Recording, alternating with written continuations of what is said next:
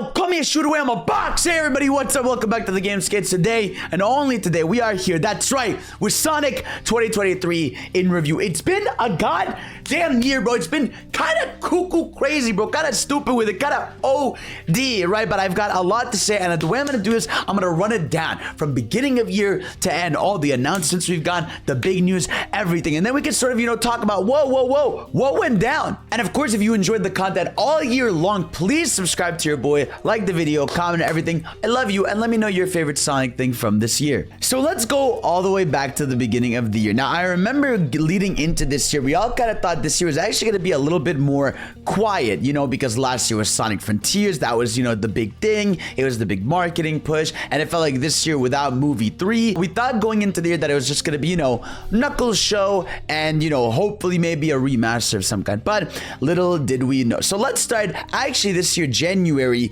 nothing really happened. In fact, everything sort of started to happen in February, where the first notable thing that happened for Sonic was Sonic Colors launching on Steam. If you guys remember, Sonic Colors Ultimate originally launched on Epic Games Store and consoles, but it was not on Steam. But now the game randomly dropped on Steam one morning, and honestly, didn't really do much for the game. It's still definitely Sonic Colors Ultimate, but modders were definitely able to mess with the game a little bit more. In fact, mega shout out to my friend Blue Blitz that's working on Sonic Colors Re-Rainbow, which is an insane mod that's been remodifying the game to look incredible, and you could play Sonic Colors Ultimate sort of the way it should have been. Another thing that started in February was the Sonic Origins Plus rumor/rating. There was a Korean ratings board saying Sonic Origins Plus was happening. We didn't know anything about it except that, at this point, when a game gets rated, it's real. It's just about when, not if. So we were sort of speculating at that time. We kind of knew the game would probably get a plus version. I knew a lot of people were a little upset about it because obviously Sonic Origins didn't launch in the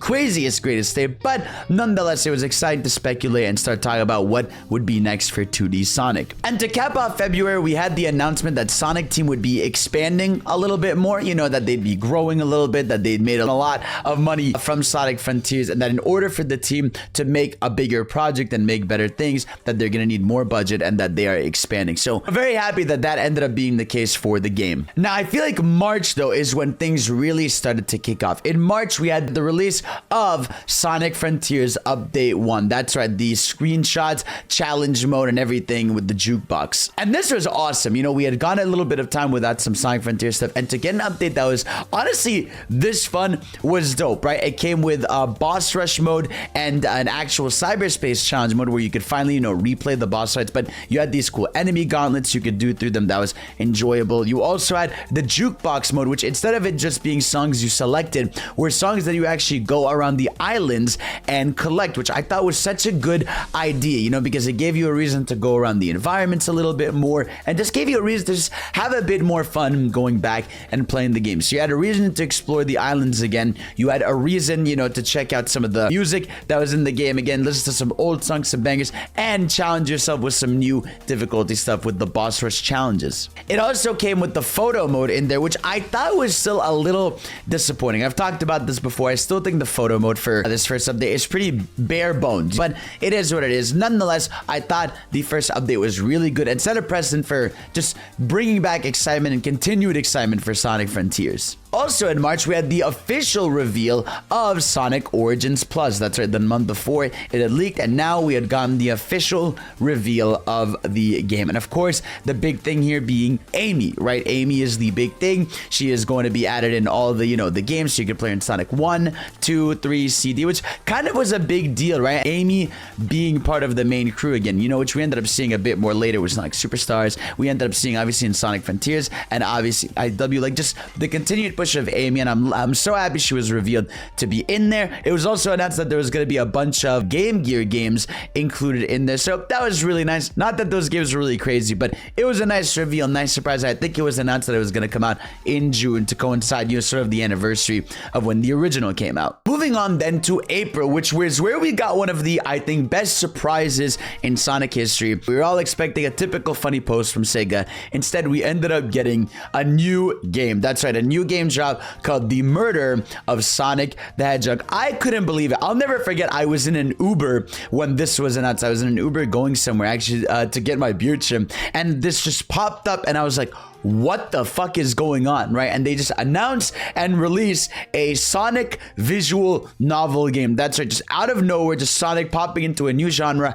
and it was a murder mystery of finding out who done it with Sonic the Hedgehog. This game is just one of the most delightful Sonic experiences just on a character base. Just getting to see, Vector, SPO, getting to see Knuckles, Rouge, Amy, and the whole gang interact, all of them in fun costumes, and having honestly a very fun, surprising story that was really adorable. And I'll never forget, one of my core memories of this game was, getting the voice acting gang together that I usually have to sort of voice the characters with me. I thought that was super fun. I was really just happy, playing that game. It was such a delightful thing, and something that I remember later in the year when we did our community top 25 Sonic games ever made, that this game ended up being in the top 5. It's just something I think everyone who loves Sonic loves, and I really do hope that they put it on consoles one day. It is still limited to PC. Only a certain amount of people have gotten to experience this, but I would love if it really did end up on console one day, even just for free or like $5, maybe some additional content. Also in April, we got our first picture of the Knuckles show. I guess, we got the picture of the cowboy hat coming back, which was really cool, and that was sitting on the director's chair,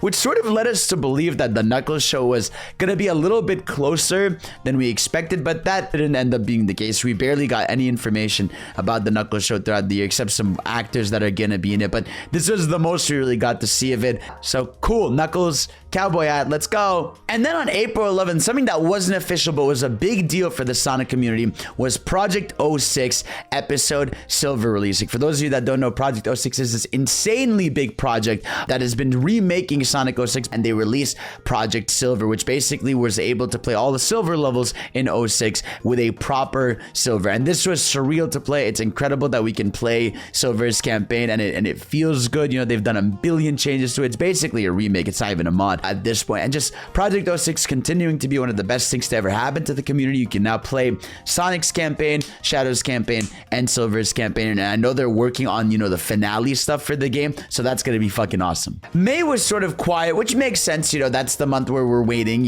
for the anniversary month. But then in June began the anniversary big month. In fact, also an important month because that was when Sonic Superstars made its grand reveal. This was really surprising to a lot of people because, we thought maybe we'd be getting a remaster this year, or that a 2D Sonic was maybe coming, but to get it just revealed and announced to be releasing just a few months later was fucking awesome. And I remember when this game was first announced, we were all kind of ready. We were all on board, like, damn, it looks like they have the exact classic game physics, but now there's Amy, it's brand new environments, there's no old places. Just, it felt like a good time to be excited for 2D Sonic, and I remember I got to play the game that month. I got to go to Summer Games Fest myself and try it out for you guys, and I just felt excited for the game. And I remember when I played it, I was like, yeah, dude, this feels incredible to play. The bosses are kind of, a little long, even I knew kind of back then, but for the most part, I was excited for the future. It felt good, and I was really happy. We also got a Sonic Central. Now, obviously, in June, you would think that's a big deal.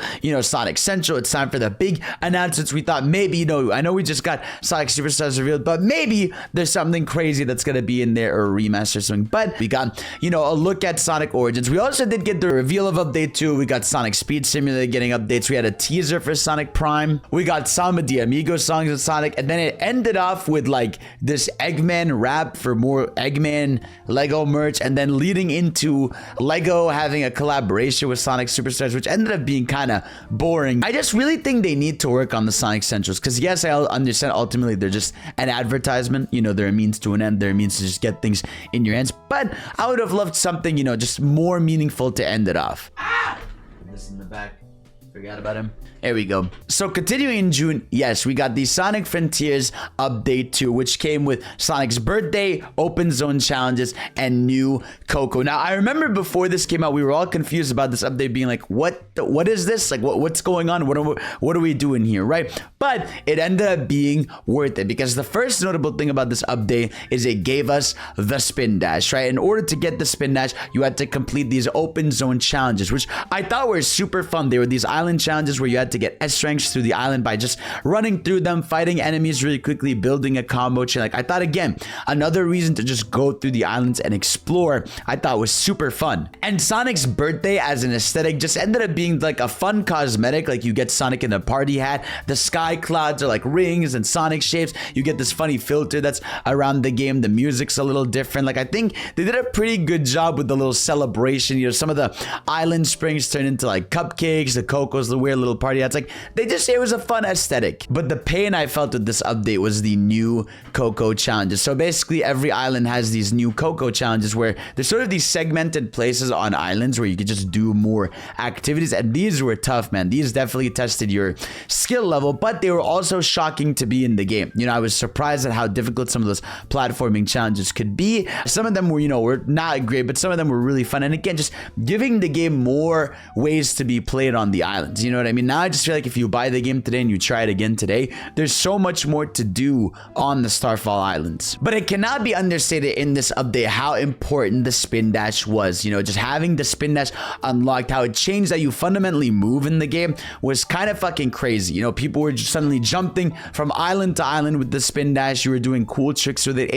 It felt so good to have it in the game. And then we also had the release of Sonic Origins Plus. That's right, so we got our new update to Sonic Origins Plus, and it was okay. You know, it was basically just, yeah, Amy's playable in these games. It was really cute. She had a little hammer attack. She had, I guess, a super form where she tosses a billion hammers. The Game Gear games were kind of lame to me. They're not games I really like, and they didn't really add any cutscenes. So for me, this was kind of like, you know, it was whatever. It was like, if you like Amy, it's cool to have in there. They didn't really change too much about the game, but happy it exists. And, you know, I guess that's it for Sonic Origins. I really wish Sonic Origins ended up being more than what it is, but it is what it is. Moving on, we went to July, where we got the release of Sonic Prime Season 2, or Season 1 Part 2. You know how Netflix likes to spice this shit up. But yeah, we got the next part of Sonic Prime, which took a long time, right? What, 6 to 7 months between the first season? But honestly, for me, it was worth it. I know a lot of people have mixed opinions about Sonic Prime, where I feel like everybody agrees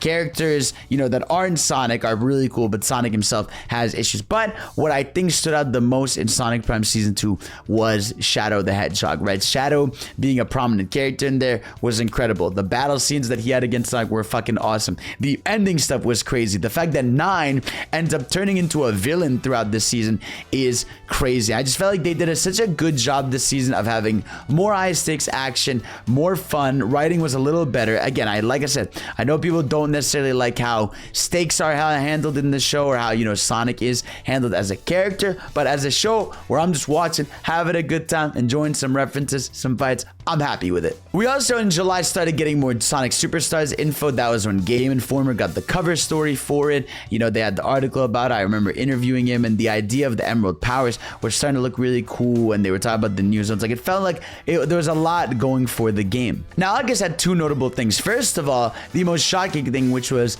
Gamescom, right? So Gamescom, we went into it thinking, okay, we'll probably see maybe another trailer for Sonic Superstars. In fact, we were told heavily, or implied heavily, that we were gonna get a trailer for Sonic Superstars, but we got the insane shock, right, of the final update for Sonic Frontiers getting a showcase. And I felt like this was a big moment out of nowhere. I was freaking out. They did not advertise this or anything, but the fact that Sonic Frontiers Update 3 was revealed with Sonic getting a new form changed everything. I mean, just those blue eyes alone, right? And then saying Update 3 would be, you know, new story, new challenges, new everything was fun, new playable characters was fucking awesome. You know, in this cool CG trailer, I was freaking out, and it just created a new wave of fan art. You know, fans were speculating, is this Supersonic 2? What is this? It's like an updated form. Is it corrupted cyber Supersonic or whatever? But it was so cool to just get that reveal and have everybody just on the train of hype for what they were cooking for Sonic Frontiers Update 3. Now, moving on to September, which was a pretty notable month. So first of all, we got the story trailer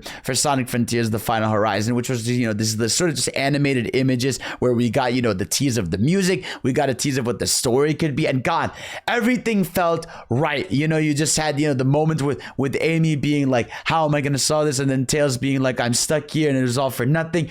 Knuckles being like, if Sonic could do this, I can do it. And like, just the way they were hyping up this final update just felt so raw to me, so hype. And of course, we were anticipating anticipating that nice September 26th release date. We also in September ended up getting the Sonic Superstars animation. I loved it. I once again just reiterate, we need a fully animated 2D Sonic series. You know what I mean? I just want something that's fully animated, 20 episodes plus, whatever you want to do, just make it happen, right? Because these shorts are so adorable. And I thought it was just a really cute animation that tipped us off for what was to come. We also had our first tease at Sonic Prime Season 3, right? This is our first look at everything where, you know, we got a nice little fight scene with Sonic and Shadow, you know, fighting one of the robots that 9 created. In fact, like 9 has created like robot versions of the entire gang. So they teased that a little bit. And of course, the month of September ended with Sonic Frontiers, the final horizon. And God, this update was unbelievable, you know, and I know it's flawed in some ways, but God,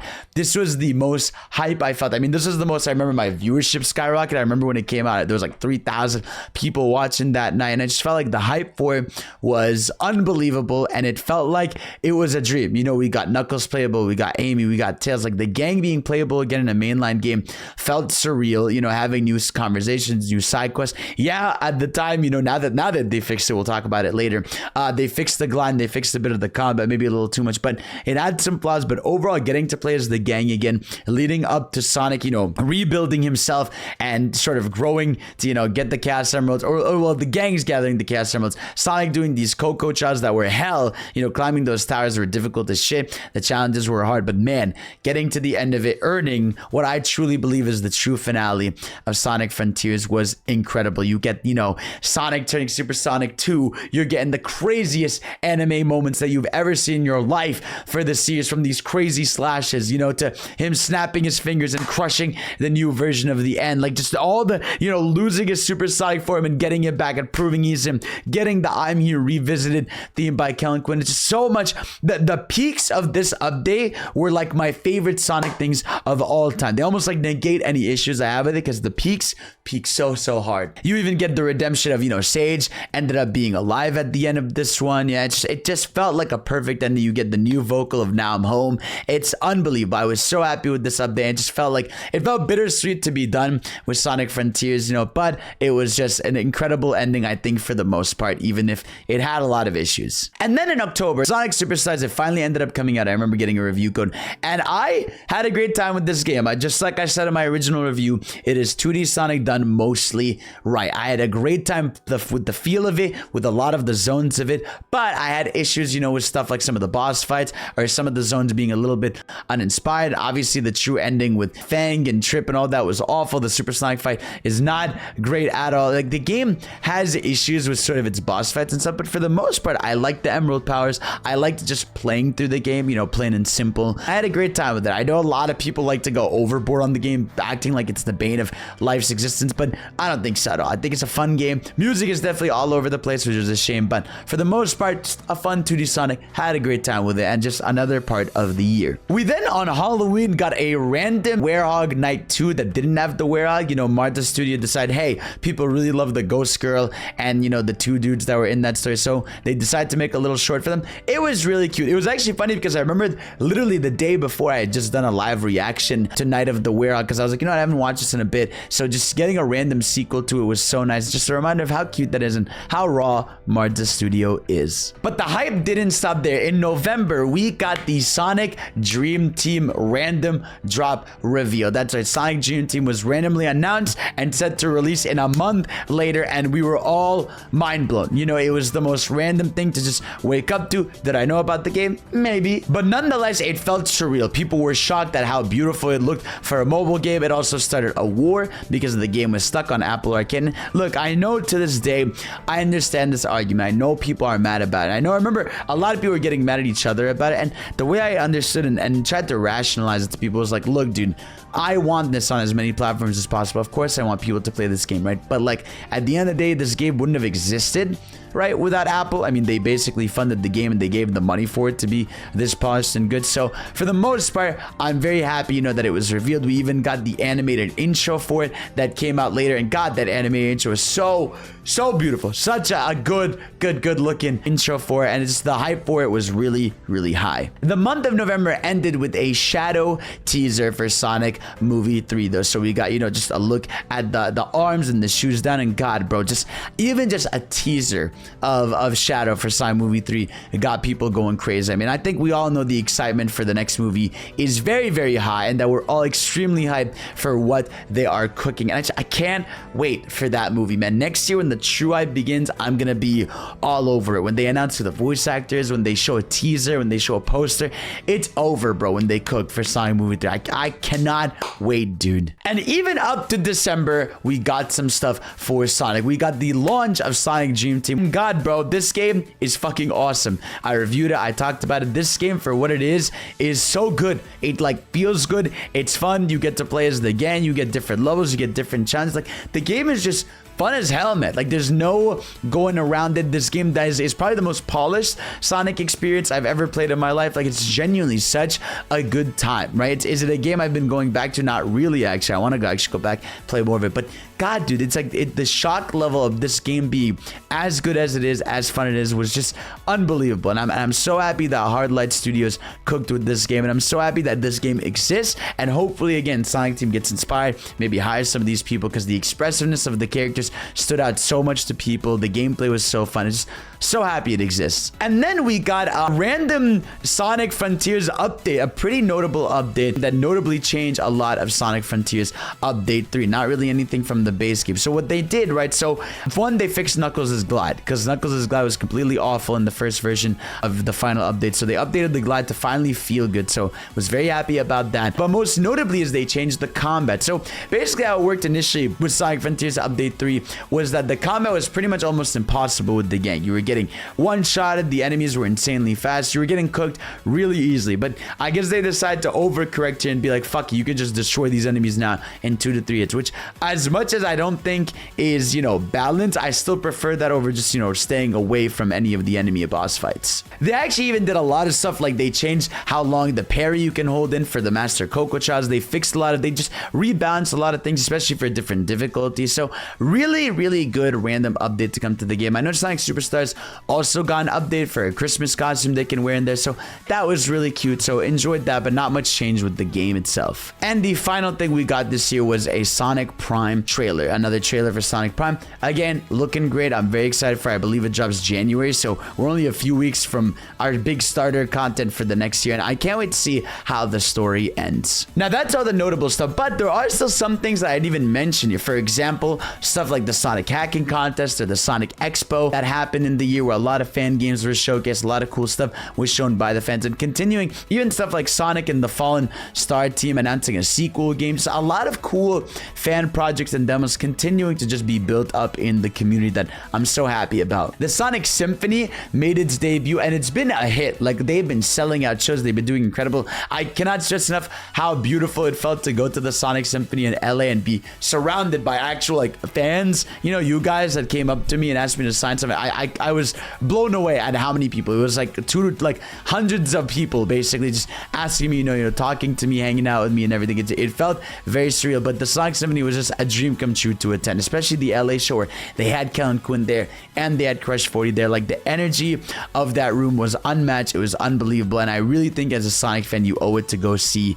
the Sonic Symphony. The mobile games continued to get their updates. There was a Sonic takeover happening in December as well, so that was really cool. You know, you got some more funny tidbits in there. You had stuff like Sonic Ice Cream. You had the Sonic Speed Cafe that actually opened up this year and has actually been a success. It's gotten a second run, so I remember I did a video on that covering that, all the food there, so that was really good. The Sonic channel tried this thing this year where they were doing these what if scenarios. So you got like art of, you know, Super Eggman, you got art of Silver and Elise, you know, figure skating, you got Cream as a detective. There was some just cool art that they did with the Sonic channel this year. And of course, Sonic IDW continued to thrive with Sonic's 900th Adventure. You had Surge and Kit that continued to blow up in popularity, but I really do hope that more of the IDW stuff bleeds into the games and all of that. But yeah, that that is Sonic in 2023. I mean, that's a lot. You know, I talked about a lot of things, and I felt like this year really proved to me just how much like is going on for this series. You know, how big Sonic is just